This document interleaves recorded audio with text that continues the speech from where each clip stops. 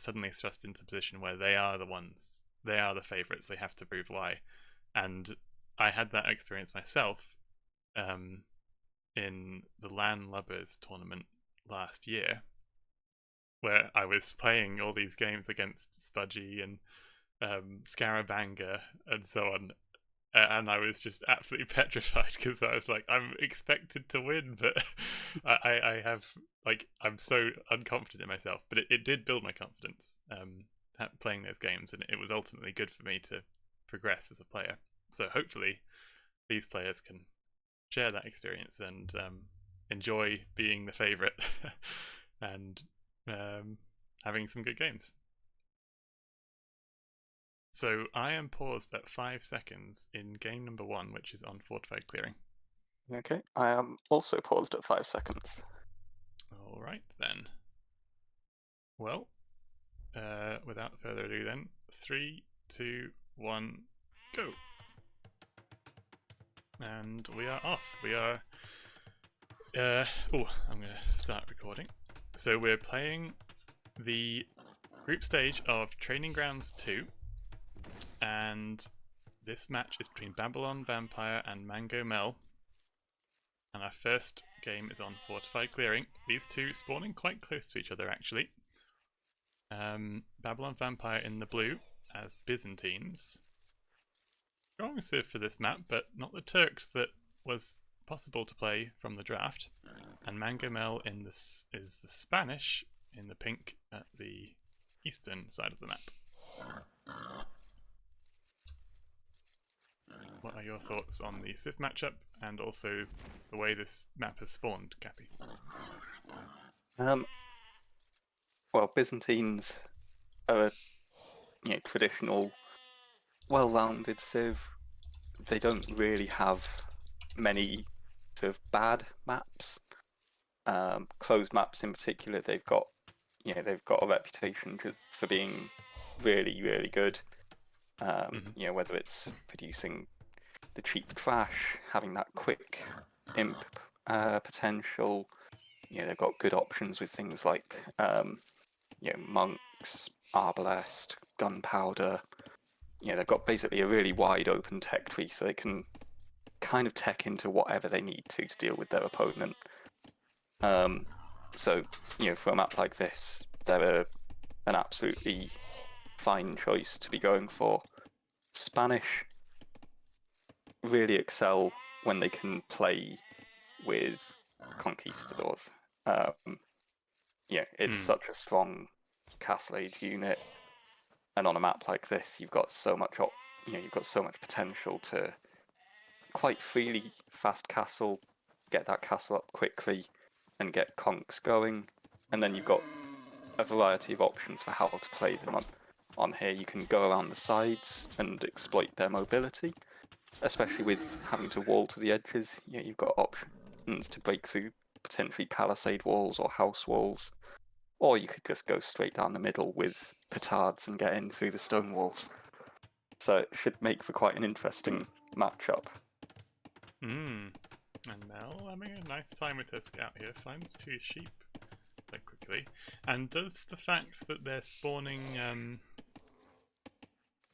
they're spawning not quite close to each other, does that mean that it's easier for Mel to have that option of petarding or running around the side rather than she can run around the side quite quickly as opposed to some of the gens that she could have had on this map, I guess is my thinking. Yeah, I mean, I think it works nicely in that way because you've got those 2 sort of clear avenues, either straight through the middle or just up that right side to move with the conks. So you're not having to go a long way in either direction. You've got a clear option for a quick route. And Byzantines, the sort of big weakness that they have, if they have one, is the lack of an eco bonus. So until advancing to Imperial Age, really, their economy is entirely generic, 0 bonuses for it, which means that dealing with potentially quite quick pressure. If you get a good quick castle age and get 3 or 4 conks going quickly, it's tricky to deal with. So that's where having a short route could be really handy for Mel. Okay. Bit of a noob question. Do Byzantine stone walls have more HP? They do, yes. Do they have enough more HP that they need more petards to kill? No. Okay, so it's 2 petards? Should still be 2 petards, unless I've remembered that horribly wrong, which I would never entirely rule that out. Okay, no, I'll put the disclaimer in there nice and quickly, just in case. Yeah. Well, we're all counting on you, Kathy. So, now, what do you think about what Mel's up to in her base? She's palisade walling the side. Is she fearful of early scout pressure, or is she just, I don't know, guaranteeing that she can dictate that she can have an early warning system if anything comes forward? I'm not quite sure what she'd be scared of. I think it's more of a sort of better safe than sorry type approach. Yeah. I personally would prefer not to see quite so much investment into walls this early, especially on that far side, because she's scouted how close the distance is on one side. Mm-hmm. I think if you're going to wall early, you focus on that short side. Okay, yeah. Would be my preference personally, because obviously that's where the likely danger is going to come from. So I think it would be better to, get that wall up. I think that, that's a perfectly sensible move, just in case there is, any feudal aggression. And then you can wall up that bottom side. For example, with your castle age buildings, your blacksmith market, that kind of thing. Yes, that's right. And we can learn something about the eco-distribution of the players at this stage of the game.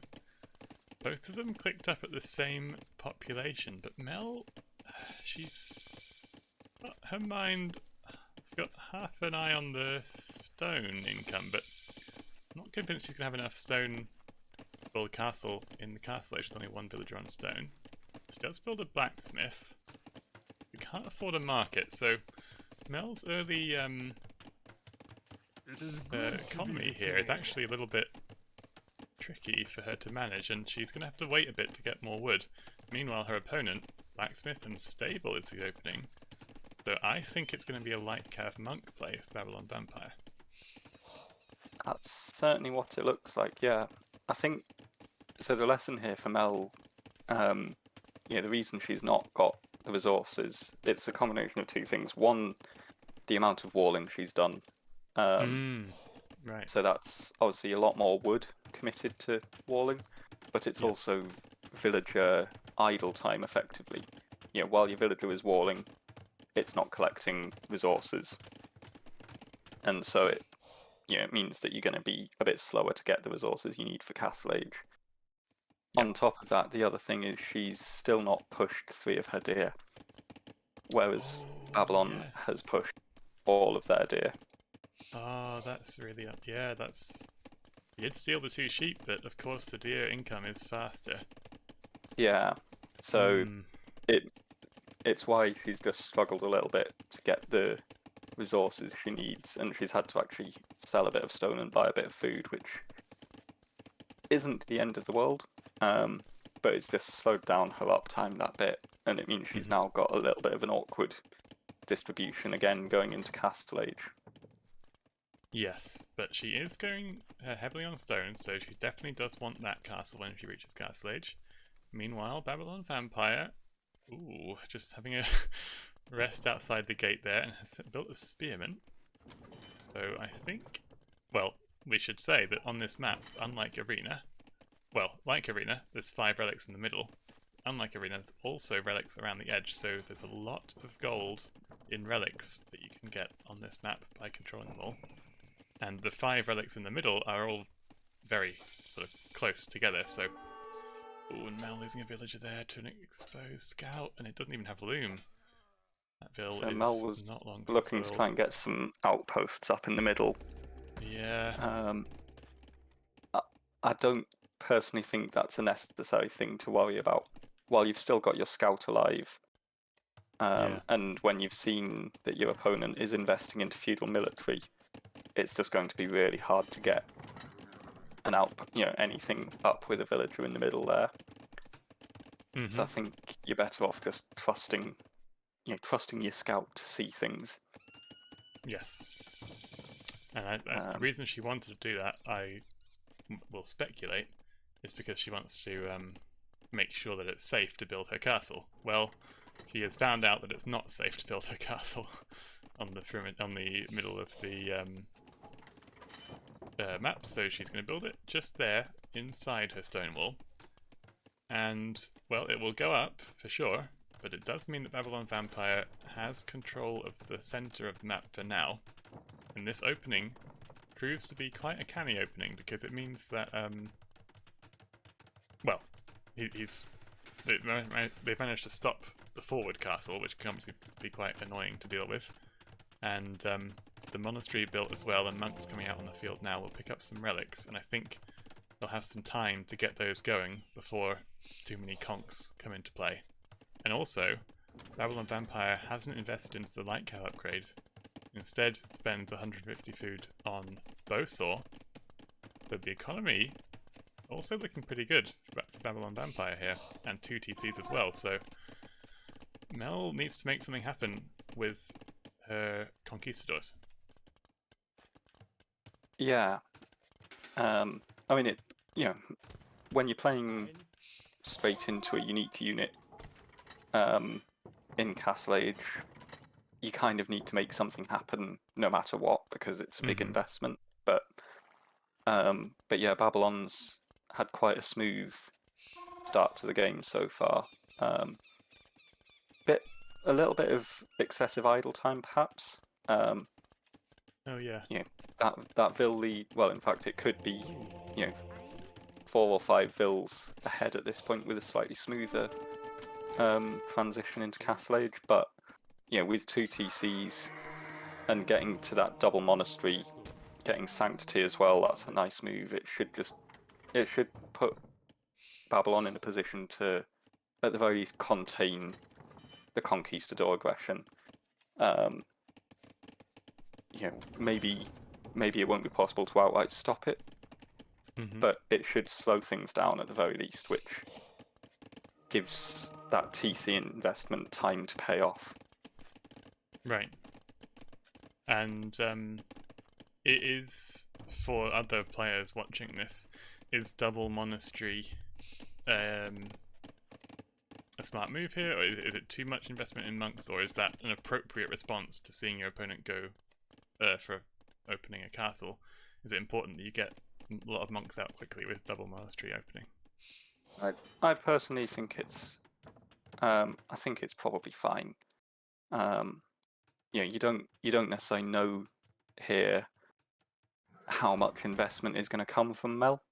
Whether it's just going to be 4 or 5 conks to try and break in and kill a few vills, or if it's going to be an attempt to get 10, 12 conks and snowball a big push. So having a handful of monks, 4 or 5 with Sanctity, and the option to produce more is quite a nice thing. Of course, you then need to be able to use the monks effectively, which can be a challenging ask of players at all levels. Yes. But you've got to have the confidence basically to go for it, I think. Yep, and it's good that Babylon Vampire clearly has the confidence. Something else we talked about earlier. Oh, sorry. I was just going to say, I like this move on the right-hand side from Babylon, stonewalling off. That's exactly what I was going to say. We talked earlier about how Mel had 2 avenues of attack. Well, Babylon Vampire is shutting the window on that second avenue down the side, and I think Mel she brought her conks back inside. I guess, okay, Petard's coming out now, so she wasn't really thinking about going around that side. But even if she was, it is now too late. Stonewall's there, a really smart move. Yeah, and the positioning of the town centres on the front for Babylon as well will mean that Mel can't actually achieve a huge amount by petarding in at the front. Yeah. Of course, Mel's not necessary to know that.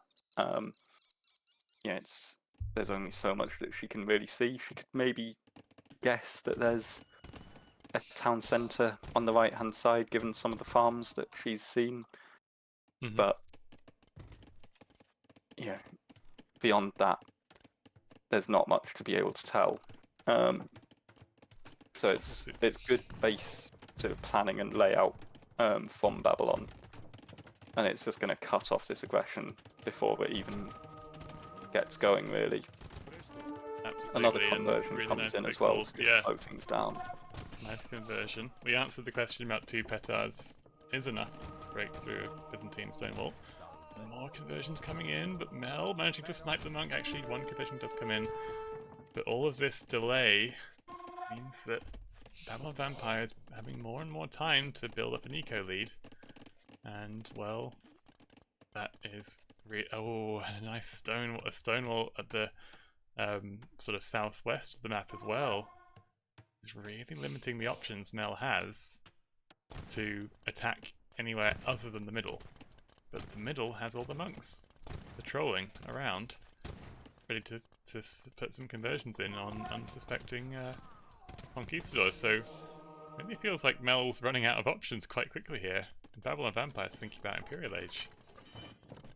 Yeah, and this is where Byzantines can really come into their own.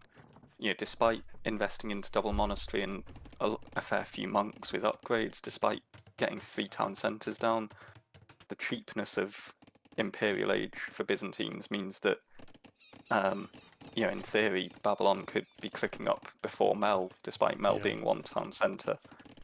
Mm-hmm. Got a lot of vills in the queue. Mel has saved up enough stone for another castle and wants to put an end to Babylon Vampire's shenanigans with the monks, but I'm not convinced that they'll be able to get too much more done with this castle, because, well, without Imperial Age... Oh, well, having said that, here comes Imperial Age. Okay, so Trebs can be built from this castle. That would be really good for her. Blue manages to have 5 relics collected and a 6th one on the way. Well, these monasteries are obviously a little bit in harm's way, and Babylon Vampire needs to unqueue some bills, I think, and pick up to Imperial Age themselves as well. Start competing in this Treb war that's about to happen. Yeah, Babylon, doesn't have the second building at the moment, which is partly why they've just rushed up that castle. Okay, yeah. And yeah, they're unqueuing bills and they've clicked up now. It could have been a little bit quicker to get there, but that still should be okay, especially with the extra HP on the Byzantine castle. It'll take quite a while for that to go down. Yes, absolutely. Both of these civs get bombard cannons, but neither player has built a university. I don't suspect we'll see too many of those, at least at the beginning of Imperial Age. I think for Mel, bombard cannon is too expensive to try and get to with this economy. It's got to be a Treb-based play. Yeah. Whereas for Babylon, I think they can take a little bit more time to get to bombard cannon, and that will be okay. It's just good for sniping Trebs, right? Yeah, it obviously means you just get that bit more oomph in a Treb war, both for killing trebuchets and taking out castles too. Yeah. Well, Mel, Imperial Age comes in and instantly 2 trebuchets on the way. Babylon Vampire has to wait an agonizing 45 seconds more for that. Redemption comes in, okay. Maybe wants to convert some Trebs. Or some buildings, perhaps. But Mel will punch first on the Trebor. Obviously the Byzantine castles, as you mentioned, have more HP than the Spanish ones, so still, despite all the shooting that's gone on, Byzantine castle has more HP than Mel's castle at full health, but now it's starting to be trebbed down. Imp comes in. I would really love to see Mel put both her trebuchets on that tiny little hill just behind her castle. Yes, it makes such a big difference. Especially against the Byzantine castle, it would just give her that little bit more impact. Well, she's attacking this castle, and Babylon Vampire is preparing it, as obviously he should do. But it does mean that Babylon Vampire hasn't got any more stone in the bank to build a fresh castle of their own. So it will just be one castle against two, it looks like. Chemistry is 30 seconds away. We have got a siege workshop for Babylon Vampire. So I suspect we'll see some bombard cannons coming out fairly soon. One villager sent forward to attack the castle with their bare hands. But these Trebs are doing a lot of work on the castle, and despite Babylon's best attempts to repair, I think it will go down. Oh, Mel actually moves that trebuchet a little bit forward. I think it probably is just about on that hill. It's hard to tell. Chemistry comes in. No bombards queued up just yet. A lot of monk text though. My goodness me. But Mel is countering it. She's preparing the counter in light cav, so but it's ready. Ooh, Babylon has seen the light cav already and is taking into pikes behind it. Okay. Smart. So knows what's coming and is making the right moves to deal with it. When Mel's castle actually falls first, it shows the power of the Byzantine castle. Maybe not enough repair villagers sent from Mel, but she doesn't have as big economy as Babylon Vampire, so it's tough to stretch that many vills to repair a castle. Yeah, the But castle. both castles do fall. The castle does go down, but the difficulty now for Mel is, even though she's prepped the light cav to deal with the monks, once the pikes start to actually mass, or the halberdiers now, it'll be really tricky to micro those fights effectively, especially with all the upgrades on the monks. They can start actually getting conversions from way off. Well, here they go. Yeah. And Mel kind of has to turn tail and flee there. One light cav. Wow, actually gets the kill. That's more than I was expecting. But the Chev's forced to pack up. Just about dodges that shot, but Mel's APM is really stretched here. I think there's a lot going on. Babylon Vampire also, just, if nothing else, being annoying at the sides. There's archery ranges down the south, and a scout attacking a house at the far east. And meanwhile in the middle, pushing with halberdiers, so Mel's attention is split across the entire map. And she's struggling to keep her pop-up. 80 pop to 153. One in a commanding position. This one.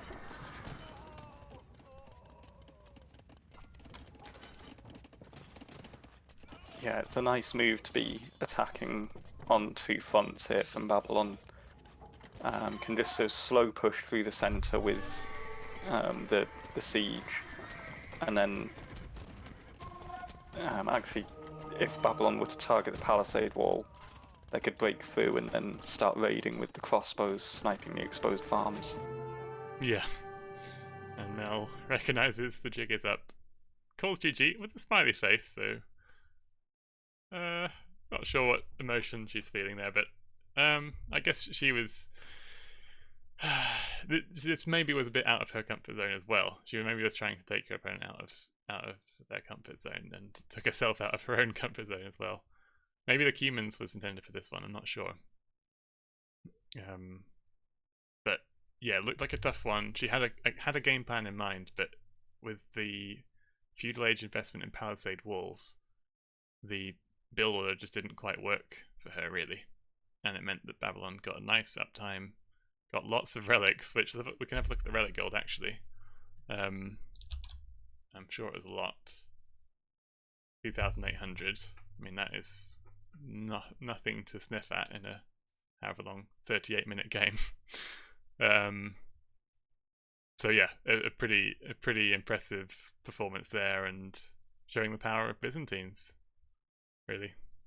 Yeah, it's just that flexibility that they've got. They can, being able to play the monk defense in the mid game and have that actually translate into something in Imperial Age is really nice. And then, like we saw with the cheap Imperial Age, that ability to boom and still hit a meaningful timing, meant that Babylon didn't have to worry about being overwhelmed by Mel's imp push in the way that you might with another Civ. Mm-hmm. And that was Mel's last pick, so maybe add some further fuel to the speculation that it wasn't her plan coming into the set. Babylon gets the win, and we move on now to whichever map Mel chooses to play. Presumably it'll be her home map, but it doesn't have to be. In this play all three, but I think it looks like it is Hideout. I will load that one up. Thank you to people in the chat as well. And hello to Daniela, who I saw say hello. Paradox says, bet she picks Malay. Well, what are you betting? Out. It was her first pick, and Hideout was her home map, so I'm not going to give you too much of a prize there. Okay, paused at 5 seconds. You ready? So am I. 3, 2, 1, go. So Paradox is correct. It is Malay for Mel, and Teutons on the other side. I quite like Teutons on Hideout for Babylon Vampyre. So again, they spawn quite close. Again, Babylon in the blue, Mel in the pink. I think that'll be a theme throughout the tournament. And the deer are spawning inside, so that's a nice little I don't know, just a nice treat having a deer spawn inside on Hideout. It feels like only 3 of them though. We'll have to see what Malay, how Mel wants to play the Malay here. They have a couple of different ways of playing them. Mel, obviously a big fan of the Chonkers, but that's not all they can do. They could do some heavy booming strategy, or they could do some man-at-arm towers. I'm just not sure how Mel-like man-at-arm towers is, but it's possible. They have a very fast uptime. And meanwhile, Teutons, when I play Teutons on Hideout, I typically just try and boom as hard as I can with them, with the cheap farms. But I guess they can also do man-at-arm towers, or I don't know, some kind of monk siege push? Yeah, I mean, with Teutons, so I mean, they're another of the traditionally very strong closed map civs. For a while, people were talking about them as sort of, top 3 closed map civ. They've since perhaps fallen off a little bit because of the strength of some of the newer civs that have come through. But they're still, very, very good on these kind of maps. In particular, the cheap farms just drive their economy. It means that no matter what strategy you're going for, whether it's feudal aggression, booming, playing castle age aggression, you can just keep adding farms behind it really comfortably, and get that food economy going. And they've got such good tech tree options for closed maps. Obviously, their infantry, they've got the extra armor, they've got amazing siege weapons, they've got good cavalry if they want to go down that route. And yeah, you mentioned their monks. They've got great monk tech tree, and importantly, that bonus of conversion resistance means that your opponent can't comfortably play monk defense against it either. Yeah. That's absolutely right, and we've seen Babylon Vampire isn't afraid to use the monks. One of the strongest units in the game if you can use them effectively. And, well, I don't know, something which is interesting to me at least is that both players have 3 on wood at this stage of the game. Is that not a little bit surprising, or am I behind the times? Mel did have 4 on wood initially. She's moved 1 off. It might be that Mel is looking to play the melee, so quick feudal age, have a bit of a feudal boom, and then transition to castle age from there. That might be what she's aiming to do here. With Teuton's 3 on wood, it's just quite smooth because, like I mentioned, the farms are so cheap. You don't need as much wood banked up to be able to place those Dark Age farms. Yes. So you can actually think about things like gathering in your boar a bit sooner, or transitioning to berries that bit quicker. You know, going to other food income a bit quicker to get your eco going. Well, Mel clearly has something in mind, as you said. Feudal Age is already halfway done. Melee getting that so quickly.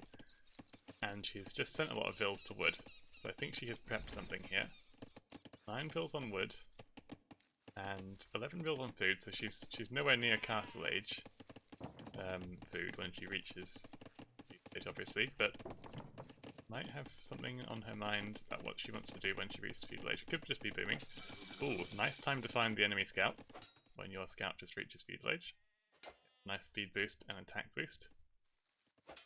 We'll hunt that one down. Babylon Vampire actually pulling some vills over towards that gate. Mel wisely runs away there. So barracks built by Babylon Vampire. Mel just getting some eco upgrades. Horse collar coming in now. Farms seeded as well. No double attacks just yet. Yet to see what Mel's plan is here. No barracks. But no man at arm play. A lot of hills on wood. So it makes me think she's got something up sleeve here. I think it does just look like it's going to be feudal boom. It's just what she'll transition into in Castle Age, whether it's something aggressive or a more eco-focused approach. Both players managing their economy very nicely. Only a few seconds of idle TC time between them. And Mel benefiting quite nicely from having that winning that scout fight. Well, does her some favours, means Babylon Vampire feels a bit stuck inside his own base there. Blacksmith comes down for Babylon Vampire, but no market just yet. Has the... Ooh, actually a stable opening, okay. And with the food income, I suspect a couple more vills. And Babylon Vampire will be clicking up to... Or Loom actually is what's going to come in. I think Castle Age will be shortly after that. Mel, not near Castle Age herself. Actually hasn't gone to gold yet. But that's okay because melee obviously get faster age ups. Doesn't have to click it at the same time. They'll get a similar comparable Castle Age time. Needs to go to gold fairly soon though, I just thought. Yeah, the thing she will find is, having built so many farms, that food income is actually just going to rocket up, and she's not going to have the gold or the buildings yet to actually click up despite having the food in the bank. Yeah. It's something it's quite an easy trap to fall into with, I'd say, both melee and humans are the other one where this can happen quite easily. You get caught up sort of building farms, because you want to get your food eco rocking and rolling, and then you suddenly realise, hang on, I've got 900 food in the bank and I've only got 100 gold. Yep. Well, almost on cue. She's just caught herself without the buildings, without the gold income. And she suddenly builds the gold now. Blacksmith comes down as well. The Babylon Vampire's nearly in Castle Age, so even if Mel clicked Castle Age right now, which she can't, would still just about be second place to Babylon Vampire in that race.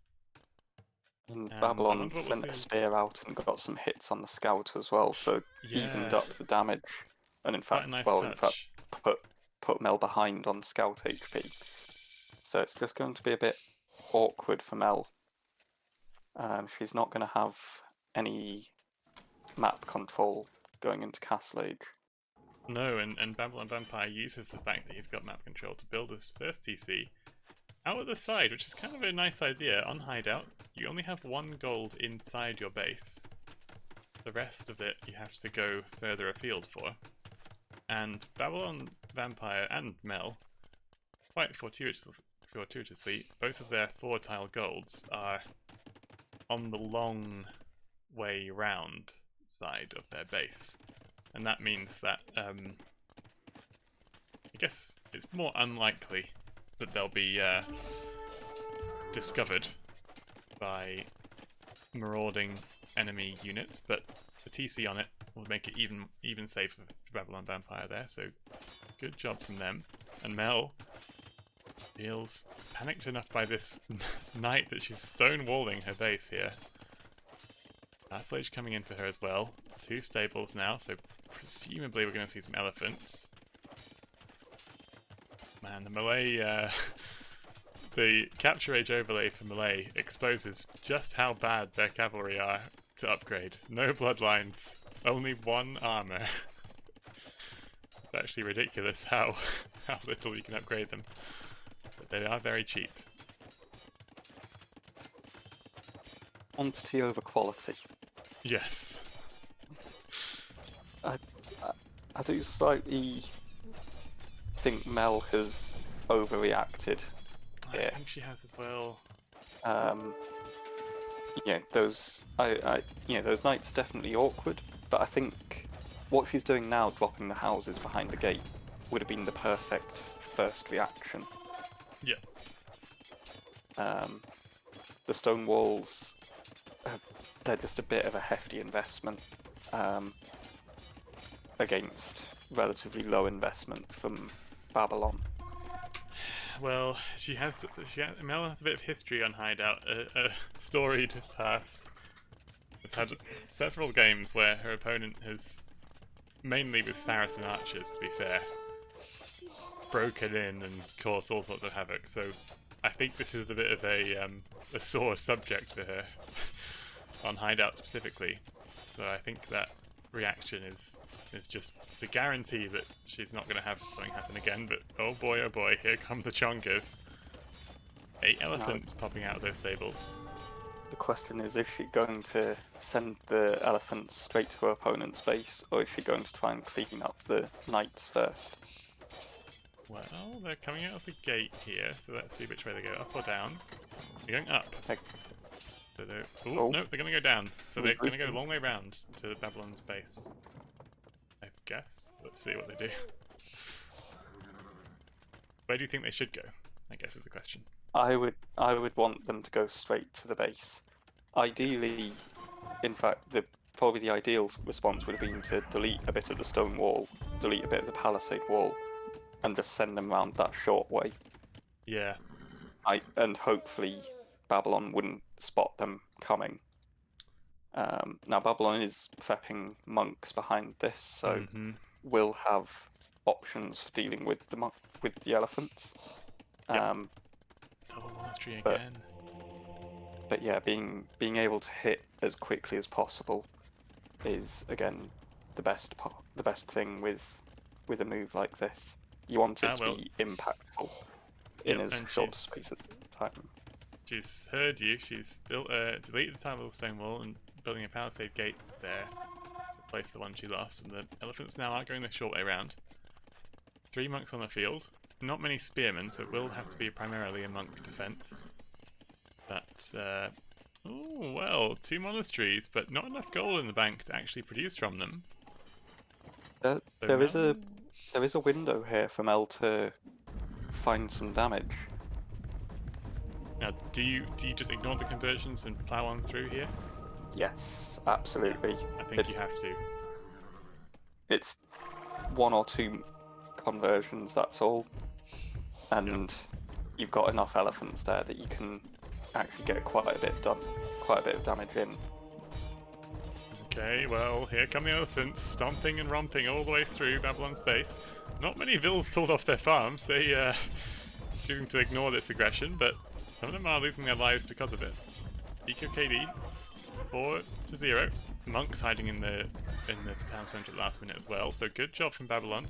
He's trying to minimise the lost idle time from his eco, but there's so many vills into harm's way here, and some are going to go down here. Mel with first armor and first attack on the elephants, microing them quite nicely, splitting them up well, and sending a lot of villagers out, running away here.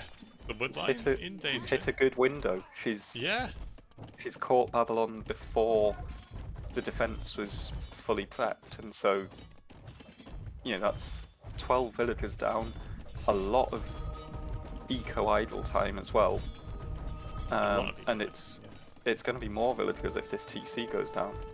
So it's a really good move for Mel. The timing has worked nicely. It's going to go down. Babylon Vampyre has pretty much been able to afford two monastery monks for a couple of cycles of monk production now, but the monks pop out, try to get some conversions. 2 conversions coming in just before the monks go down. That's actually quite a big swing, and I think it's just enough of a swing to keep the town centre alive, actually. It will be, yeah. So this is where Mel has perhaps just slightly oversplit her army. Yeah. Especially with a unit like elephants, they're not quick enough to really chase down villagers particularly effectively, and on their own they're quite vulnerable because of monks. So it's better to keep them in a ball and essentially just stomp through buildings, take out town centres, monasteries, and snowball damage that way. Yes. And Rild in the chat is saying couple scouts along the alleys would have been huge. Is that a good point? Is there something else that Mel could have done following up with these elephants, or just raw elephants? I think the idea of a couple of 3 or 4 scouts mixed in would have been a really nice move. She was just struggling a bit with managing her eco behind the push as well. So her gold, as you can see, is just drifting further and further up. So she would have really benefited from being able to drop a market and just rebalance her economy a bit and get, for example, I suppose it would be a couple of choices. You could either double down on the aggression and go with, more elephants, like have perhaps even a castle drop, or back it up with TCs and start booming. As it is, she is now dropping a 3rd TC, but it's just a little bit later than is ideal for this kind of thing. So it means she's so caught in that tricky position where she invested militarily, got damage in, but not, didn't kill the person off, but she's not backed up that damage with either a further aggressive follow-up or an eco follow-up.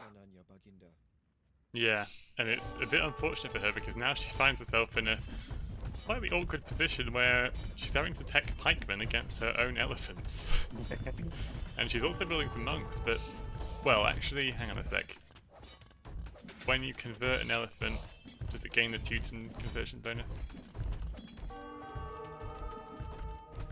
Surely not, right? don't know off the top of my head. It's one of those ones where monks work, monks and conversions work in mysterious ways, Yeah. and I can never quite remember, and it's always slightly hard to trust what people tell you. I think it retains exactly the same stats as you have when you convert it, and one of the stats it has is probably the conversion name or whatever stat. But I think it would make it. That's certainly a possibility. I just wouldn't want to commit myself to saying definitely yes or no. Yeah, that's fair enough. I'm quite happy on the fence on this one. Okay. Well, you can perch there. And Mel built one archery range and a university as well. She's having a think about what to do here, is Mel. Another TC as well. Can't quite make up her mind on what she wants to go for. Both players thinking about a castle as well.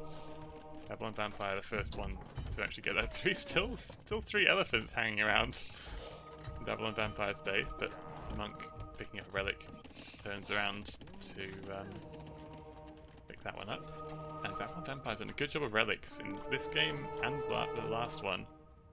Good job picking up the relics. 2 relics in for him. And the Veil's coming forward to drop a castle, and this could be a really difficult castle. There it is. A really difficult castle for Mel to stop, because the monks and the elephant, and even a couple of pikemen there, are going to protect this area for long enough, I would suspect, to get the castle up. But Imperial Age coming in. Ooh, so it could go up and then straight back down if Mel can get her own castle up without tripping it.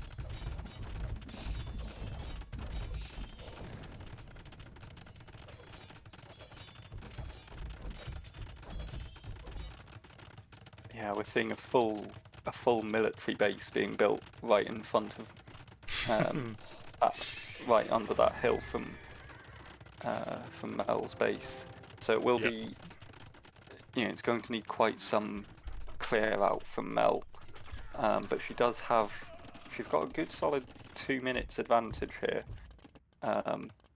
So that is enough time to get a couple of trebs out and start getting a good advantage in the treb war.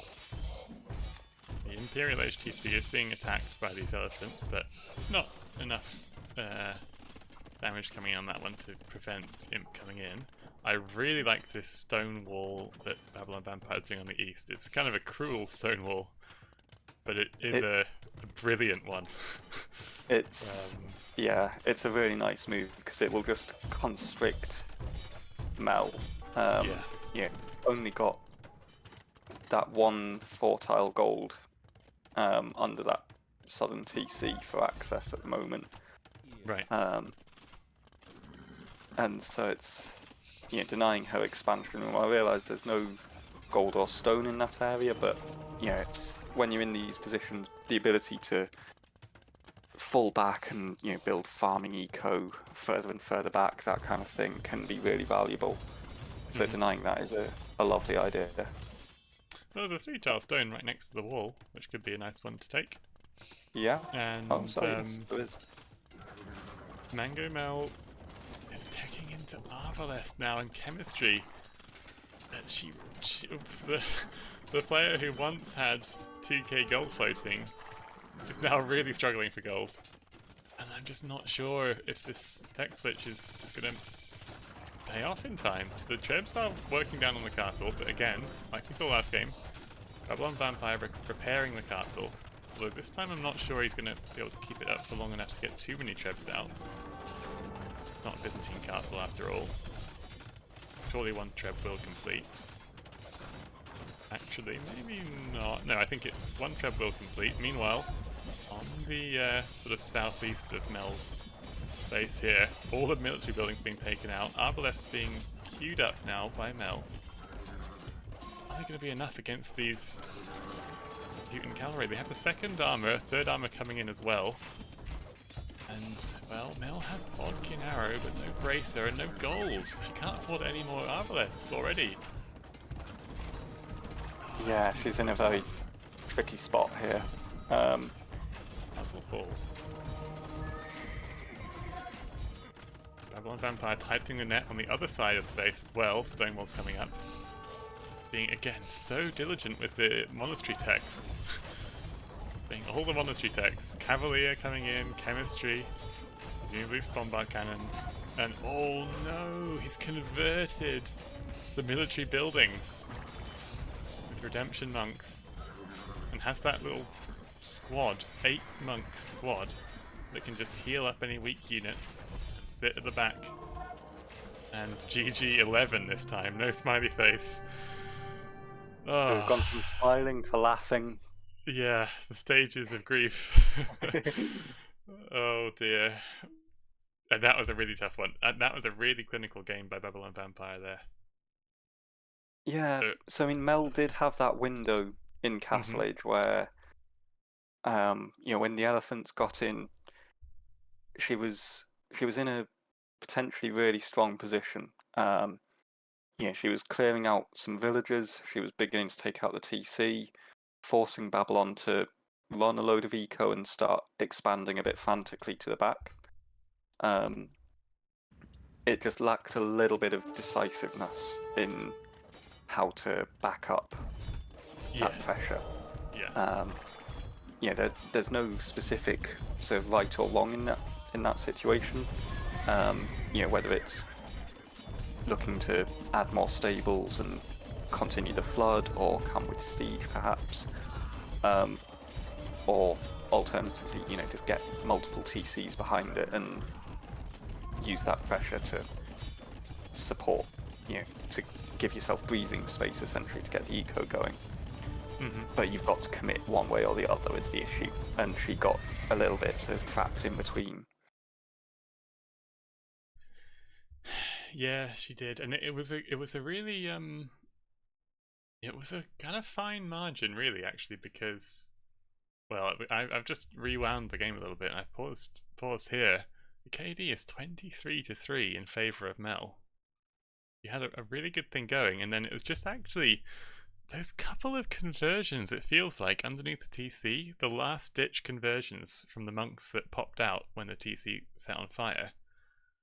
I just swung it because it was kind of 5 or 6 elephants to none, and suddenly became 2 or 3 to 2 or 3 for Babylon Vampire, and it really stalled out her push at a critical moment where she could have taken out the TC, taken out the monasteries, and, like you say, stomped through the base. So yeah, a lot to be I think a lot to build on there for Mel. That was a perfectly viable strat that she tried and didn't quite come up in this game. But I think next time she tries it, she'll sort of, she'll have learnt from this, basically. Yeah, so I mean, just looking at the moment where you've paused it, the issue you can see is the eco behind it with the 16 on gold, the 1,000 gold in the bank.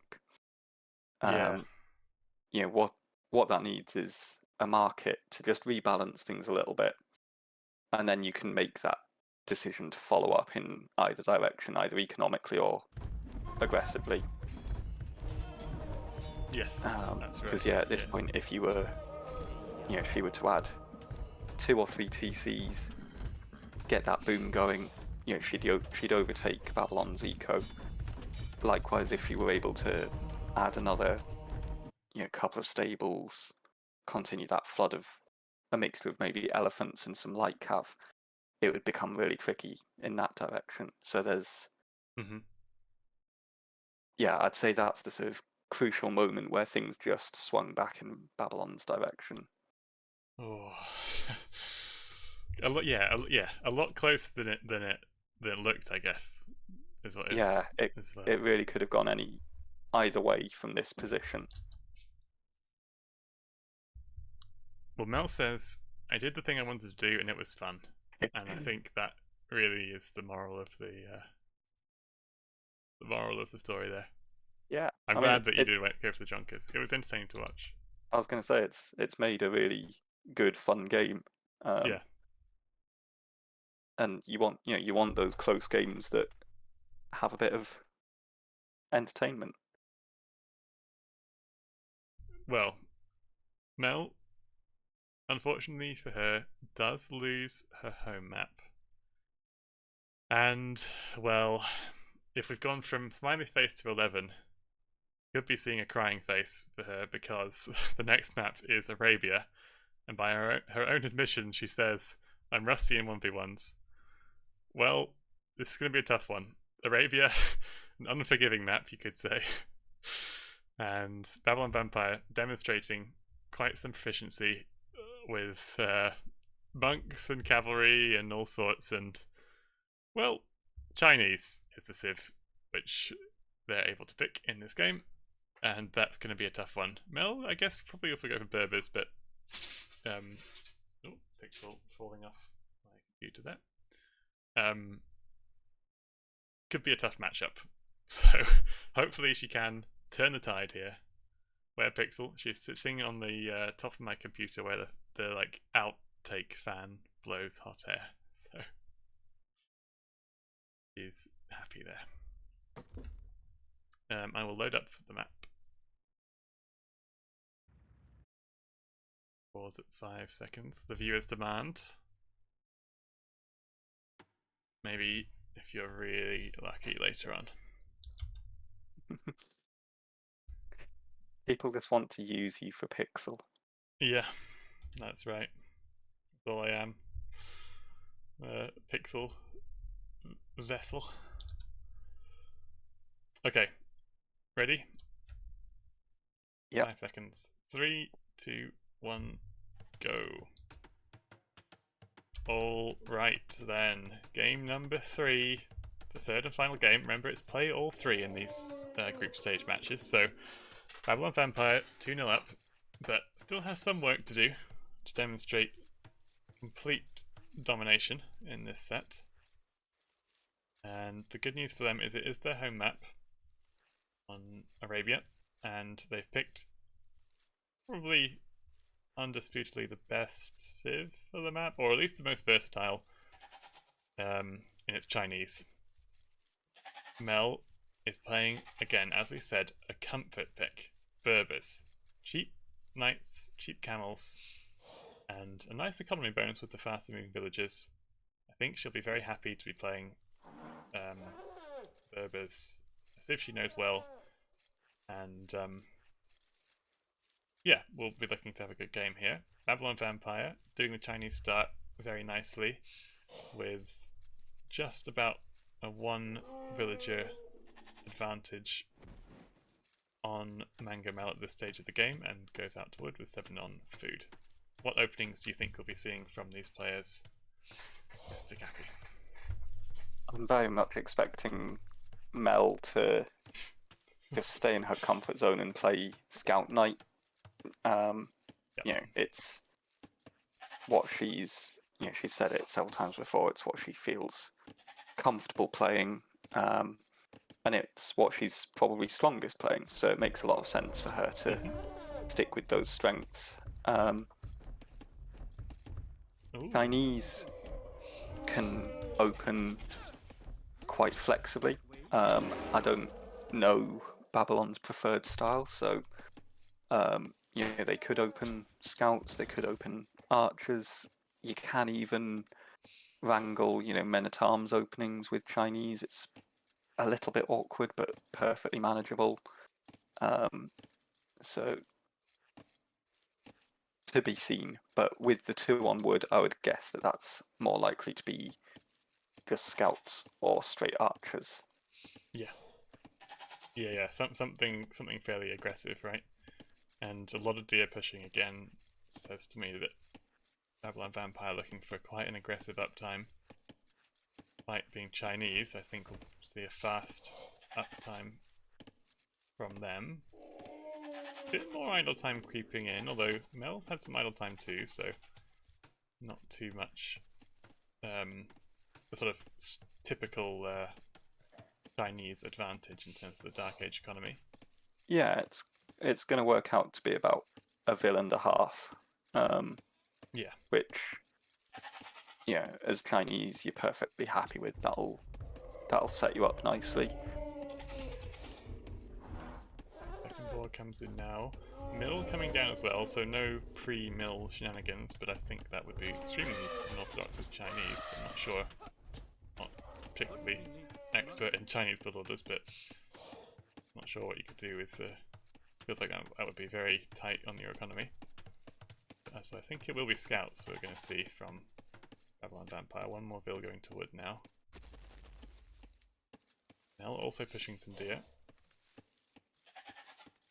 And on this Arabia generation we have elephants always spawning, so does that give a nice boost to well, it's just a nice treat, I guess, for any civ, but does it particularly favour some civs, I guess Mongols maybe more than others? Yeah, it just helps with, you know, those slightly quicker up times. It means you get that bit more food out of your local resources before having to move on to farms. As we see a pretty quick uptime from Babylon, 20 pop with Chinese. Pretty decent, right? That's good. That's, yeah, normally, you know, it used to be that you'd sort of look to go up, you know, maybe 22 vils, possibly even 23 vils with Chinese, as Babylon actually eats the TC fire from Mel, so that's just going to slightly waste a bit of the advantage that they might have had. You know, no easy scout snipe to be had. No, it's quite a big deal actually, because Babylon Vampire now starts running home. And also I think that barracks is a little bit too late go up. So Babylon Vampire at least does build a house, because they were capped at 20, but a house completes, meaning that they're not going to be worried about creating villagers when they reach feudal age. But here we go, feudal age coming in, and well, there's no question that the stable will be up for Babylon Vampire quicker than the stable for Mel, but again, not quite as much advantage as potentially was available. But here we go, stable is starting to be constructed. Double Vitax comes in as well, there's cheap Chinese techs helping out. And Mel doing a nice job of walling, look at this. Really nice walls from Mel. She's actually going to enclose quite a lot of her base here. Quite nicely. It'll be tricky for Babylon to find much just of access with the scouts. There is just it's just a slight problem again for Mel of walling so much so early does squeeze the economy. So she is going to be able to get the stable up, but she isn't going to be able to afford eco upgrades just yet. And she's now actually just slightly overreacting to the spear as well. She's got villagers there that can clean it up. So, you know, this is part of why, you know, the normal thing is to send multiple villagers to build your military buildings, whether that's stable or range. It's so that you can deal a bit more comfortably with this early military pressure from scouts. Oh no, and kind of feels like sometimes these things happen with the villager pathing. One of them gets separated, just like the wildebeest at the back of the herd, and it does get picked off, and Mel now does have a spearman of her own, which comes out to play, and that scares away the scouts, Babylon Vampire, but one bill already going down. But, oh, Mel actually finding some damage back of her own, and Fanji, an experienced player of course in the chat, does just point out there's a gap between the barracks and the stable for Babylon Vampire. So we've just seen all of the scouts run straight through that gap as well. Exactly. And they're coming back to clean up this one scout from Mel, who could commit for a build kill maybe, but chooses not to. Comes back. So, and the idle time for Mel has crept up quite a bit now. To the point where Babylon Vampire is actually ahead Bills by 5 villagers and only getting 1 kill, but it shows how much sort of auxiliary, ancillary, sort of extra damage you can get with this harassment, it's just put Mel on the back foot a bit. She's gotten to Q villages and also been starved of food. That means that Babylon Vampire with the Chinese has built up quite a nice lead here. Starting to get some good farming eco set up, 10 farms, and only now walling the back of their base. But Mel finds that gap in the barracks, between the barracks and the stable, and that range is not going to go up. Yeah, denying the range is pretty good actually. It gives her, and obviously it gives her all the intel she needs about what Babylon's game plan was. Looking to go into likely archers. Yeah.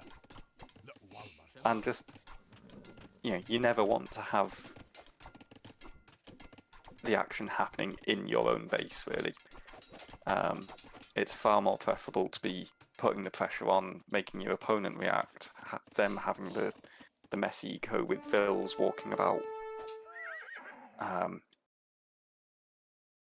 In the meantime, you can just focus on getting your farms going, getting your buildings up, getting your walls up, whatever it might be.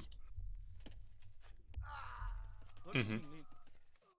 Now, just to gaze into my crystal ball here, the way that Mel has walled her gold,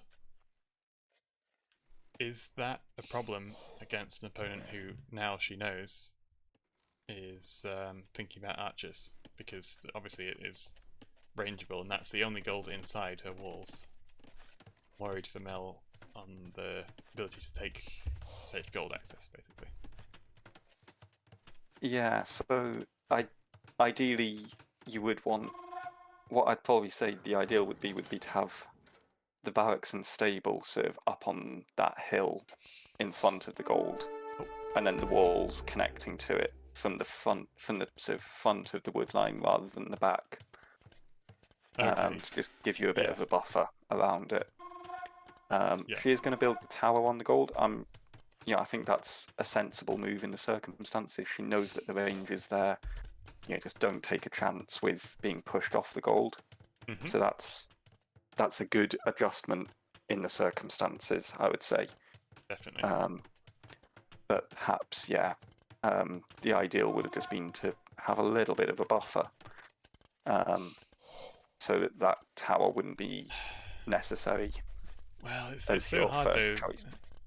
because when she placed those buildings, her opponent was doing 20 pop scout build and had the scouts coming forward, so he couldn't really have done it any more forward than that at the time with the opening she did.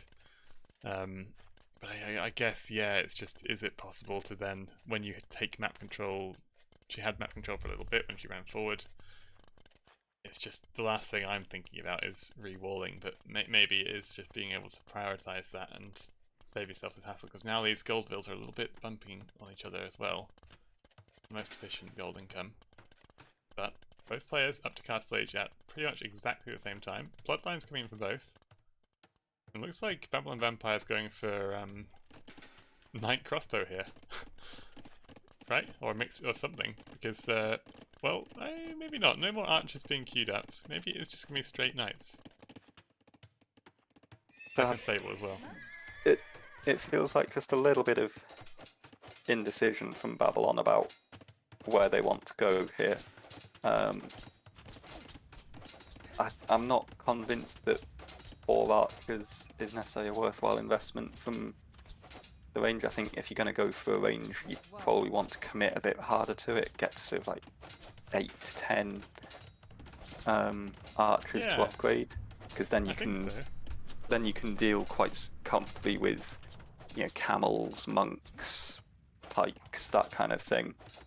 Whereas with 4, you're not going to be able to do too much. I mean, as you can see, it doesn't really even deny walling behind the scouts. No, but that was a nice little pressure there, because it cost a lot of idle time for Mel. That's a really nice little attack in feudal age. Mel does queue up some knights, and so does Babylon. It definitely makes things more awkward for Mel. as we're seeing, yeah, the Berber cheap knights. Um, Yep. yeah, knights and send it, as Mel will often say. Nice and send it. We have an emote for that.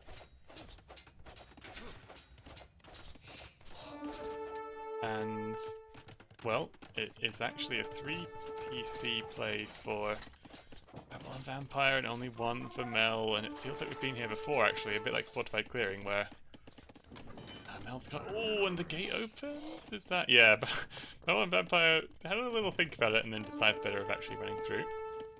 3 camels, 2 knights for Babylon Vampire, and Mel now only starting to add the camels, and I quite like that. The knights are the more powerful unit, and they hold their own in the fight against camels just fine. But I think the big difference here, actually, is that Babylon Vampire has iron casting and 1 armor. Mel just has the 1 armor, so Babylon Vampire's units are definitely stronger. And the gate now does go down, and Babylon Vampire is ready to come in. Slightly more numbers. PCs fill up the villagers.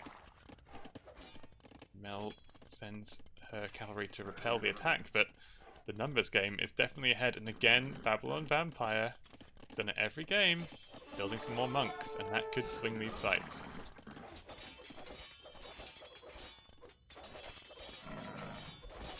Yeah, these fights will definitely be better for Babylon, and it sort of feels a little bit like Mel is committing to a fight here just to see if something goes her way. That was a bit, yeah. A lot of units dying. It's a really, really bad fight for Mel. 26 to 10 KD. The one saving grace here is that there are mostly camels there from Babylon, and camels don't really translate into much damage. As you can see, they get taken out by the TC quite comfortably. They won't kill villagers or buildings particularly quickly. Yep, but it's as you said, you'd much rather be the one in your opponent's base. And Babylon, meanwhile, at home, it's a pleasant countryside scene. Farms and a hive of economy activity. Whereas Mel's base is looking quite fragile. And I'm not sure what Babylon... Wow, Babylon Vampire actually picking up the relics, so doesn't mind too much about these weak units. I guess why not? But really the choice is theirs. They can do whatever they like. Yep, I was going to say, Siege Workshop here could be a play. And Mel adds another stable in the back. Oh, maybe she lost one? Oh no, there we go, I was blind. Yeah, 3 stables for her now. It's tough for her because she hasn't really got the economy. Even though the Berber units are cheaper, it's going to be hard for her to afford all of these camels she wants. Camels being queued up now. Siege Workshop's a really nice touch. It sort of twists the screw here and means that Mel hasn't got time to build up these units. If mangonels and I guess even a few scorpions could be quite good against camels and spearmen. Yeah, it's just simply a numbers game right now. It's just piling on the pressure for Mel, isn't it? Yeah. You know, she's already probably feeling quite constricted in that base. Yes.